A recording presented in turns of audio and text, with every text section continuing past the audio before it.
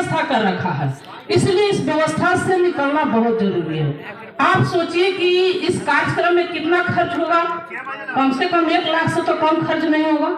यदि 1 लाख रुपया इस घर का जो कमजोर व्यक्ति है यदि वो बिजनेस करेगा तो आप सोच लीजिए कि उसका तरक्की होगा कि नहीं होगा। लेकिन 1 लाख खर्च करने के लिए इकट्ठा खेत बिकेगा तो हरास हुआ कि नहीं हुआ?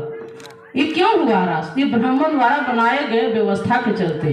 तो इससे आप निकलिए, क्योंकि पहले आप लोग पढ़े लिखे नहीं थे और अब पढ़े लिखे हैं। तो सारी माताओं से मेरा कहना है कि आप लोग शिव चर्चा को छोड़िए, मेरा बच्चा कैसे पढ़े लिखे, कैसे भुट्टो गोप की तरह समाज में जगे, इसके लिए बाल बच्चों को पढ़ाने की चर्चा कीजिए, अपना हक और अधिकार की चर्चा कीजिए।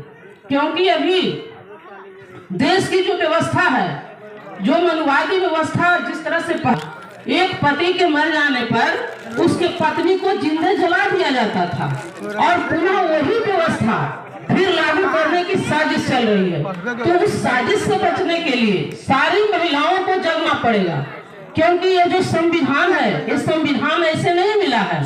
इस संविधान के लिए हमारे हजारों महापुरुष, हजारों महामाताओं ने संघर्ष किया है, अपना बलिदान दिया है और तब यह संविधान मिला है।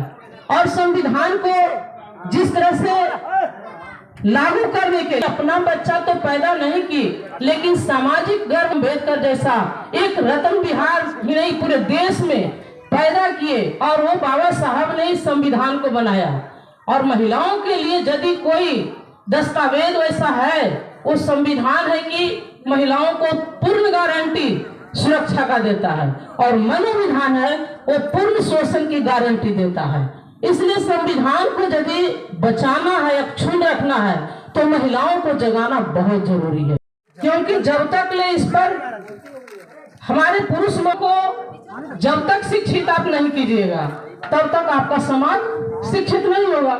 जब माता सुजाता नहीं होती तो गौतम बुद्ध को भी ज्ञान नहीं मिलता। गौतम बुद्ध भी तो भगवान के खोजते खोजते मरणासन स्थिति में थे, उनका भी देहांत हो जाता। तो माता सुजाता सोच लीजिए कि उस जमाने कितना ज्ञानी थी कि राजमहल से निकलती है, खीर बना करके बुद्ध को जान भी बचाती है और ज्ञान भी देती है कि तुम जब मर जाओगे तो फिर व्यवस्था कष्ट में है। इसलिए लोग को ज्ञानी होना बहुत जरूरी है। जब नेचर में 2 हाथ 2 पैर 2 आंख सब चीज हमें दिया है, तो फिर हम एक समाज के जो कहता है कि हम सबसे ऊंचे पैदान पर हैं, ब्राह्मण जो सबसे बड़ा ठग है, उसका गुलाम हम क्यों बने रहेंगे? हम अपना सिस्टम हम अपने समाज के तौर द्वारा चलाएंगे। तो ये श्रद्धांजलि सभा जो वो हुआ कि इनके प्रति जितने लोगों का श्रद्धा है वो एकजुट होकर के फूल चढ़ाएं। ये सिस्टम अच्छा है।